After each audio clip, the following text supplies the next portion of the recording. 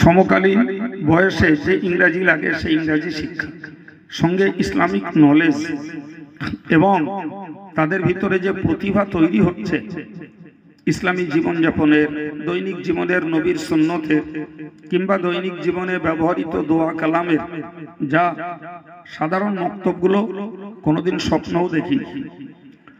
কোনোদিন স্বপ্নও দেখিনি সাধারণ গ্রাম্য মক্তবগুলো।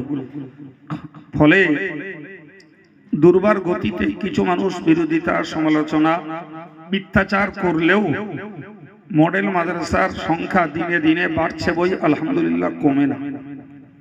তো আজকের এই সভার আয়োজক যারা, তারা এখানকার বিজ্ঞাপনে বা ব্যানারে একটা নাম লিখেছেন যে আমিনিয়া ইসলামিক মডেল মাদ্রাসার উন্নতি করবে এবং কবরবাসীদের রুহের মাগফিরাতের উদ্দেশ্যে তাফসীরুল কোরআন মাহফিল।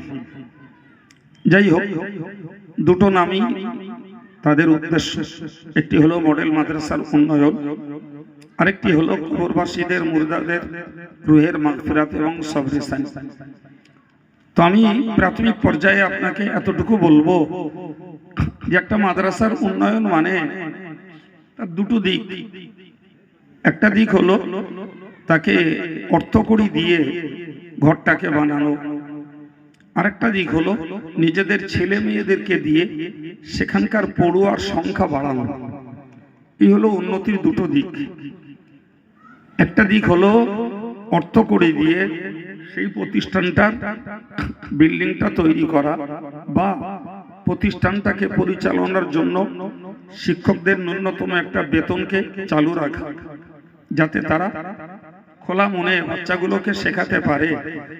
এর জন্য আমাদের আর্থিক অনুদান থাকতে দেওয়া, এটা একটা উন্নয়ন। আরেকটি উন্নয়ন হলো অন্তত আমাদের ঘরের ছেলে মেয়েদেরকে এই প্রতিষ্ঠানটাতে ইসলামিক প্রাথমিক শিক্ষার জন্য তাদেরকে ভর্তি করা এবং তাদেরকে পড়বার ব্যাপারে সুযোগ করে দেয়া। তো আমি মনে করি তার মতো একটি জায়গা যেখানে একটা মডেল মাদ্রাসা পরিচালনা একরকম বলতে পারা যায় কিছুই না, কারণ এর খরচের পরিমাণ আহামরি কিছু নয়। দ্বিতীয়ত শিখবে তো আমাদেরই এই হামসায়ার ছেলে মেয়েরাই। তো যখন গার্জিয়ানগুলো দেখবেন যে তাদের ছাত্র ছেলে মেয়েগুলি স্মার্ট তৈরি হচ্ছে, নামাজ কালামে, ইসলামী দোয়া শিক্ষায়, নবীর সুন্নতের শিক্ষায় কিংবা কোরআন শরীফ শেখায় অথবা ইসলামী বিষয় ভিত্তিক আলোচনায় তারা যখন প্রতিভাবান হবে, প্রতিভাবতী হবে ছেলে মেয়েগুলি, তখন স্বাভাবিকভাবে তাদের গার্জিয়ানদের মনটা তৃপ্তিতে ভরে উঠবে যে আমরা এই প্রতিষ্ঠানটা তৈরি করতে পেরে আমাদের বাচ্চাগুলোকে অন্তত তাদের জীবন, ধর্মীয় জীবনটার একটা ভিত্তি তৈরি করতে দিতে পেরেছি। সুবহানাল্লাহ বলে। তা না হলে মাঝ বয়সে কিংবা বৃদ্ধ বয়সে কোনো মানুষ যদি ধর্মকর্ম করার ইচ্ছাও করেন, তো শিক্ষার অভাবে তার ধর্মের প্রতি মন তৈরি হওয়া খুব কঠিন হয়ে যায়। কারণ তখন সে শিখবে কখন আর আমল করবে কখন। কিন্তু বাচ্চাবেলায় যদি তাদের ভিতরে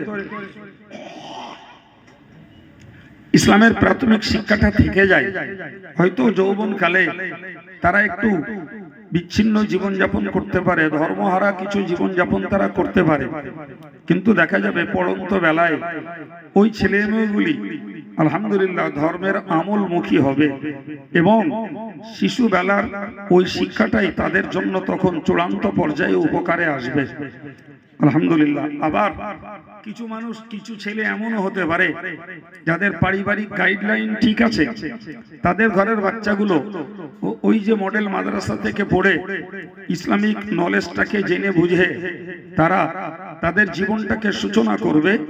ও হাই স্কুলে পড়ুক, কলেজে পড়ুক, ইউনিভার্সিটিতে পড়ুক, তার প্রাথমিক পর্যায়ের ওই শিক্ষাটুকু সে তার জীবনে কাজে লাগাতে পারবে ইনশাআল্লাহ। হয়তো তার জীবনে আর ব্রেক হবে না, তার জীবনে আর ধর্ম জীবন থেকে বিচ্ছিন্ন হবে না। এমনও প্রচুর যুবক আছে যারা তাদের যৌবনকালের শুরু থেকেই তাদের জীবনটাকে তারা ইসলামী আদর্শ, আখলাক, আমলের উপরে প্রতিষ্ঠিত রেখেছেন। সুবহানাল্লাহ বলেন। তো তো দরকার একটা শিক্ষা, আর একটা হলো পারিবারিক তদারকি।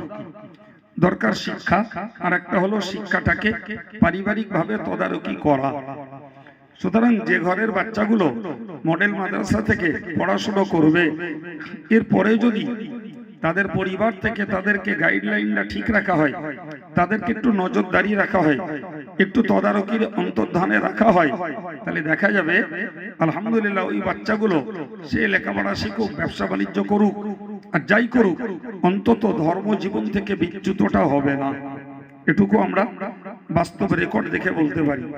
সুতরাং আজকে যে আমিনিয়া ইসলামিক মডেল মাদ্রাসার পক্ষে এবং কবরবাসীদের রুহের মাগফিরাতের উদ্দেশ্যে এই মাহফিল উদযাপিত হচ্ছে, তো আমি আমার প্রথম মেসেজে মাইকে যারা বসে শুনছেন তো তারা নন, বরং ফোর স্কোয়ারে চারি সাইডটাতে ভাইরা মায়েরা যারা আছেন, আশা করি তাদের কাছেও আমার এই সাবলীল ভাবের ভাষা হাঁকা চেল্লা নয়, বোঝানোর মতো এই কথাগুলি তাদের কাছেও পৌঁছাচ্ছে।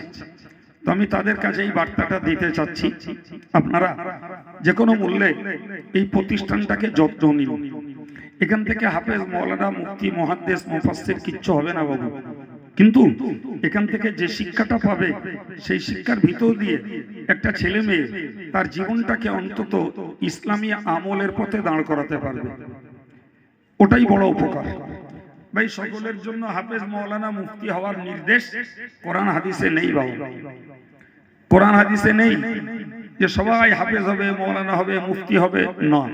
কিন্তু কোরআন হাদিসের মৌলিক কথা থেকে এটুকু আমাদের নিতেই হয় যে প্রত্যেকটি ইমানদার মুসলমানের জন্য প্রয়োজন মতো ইসলামী শিক্ষাটা লাভ করা ফরজ।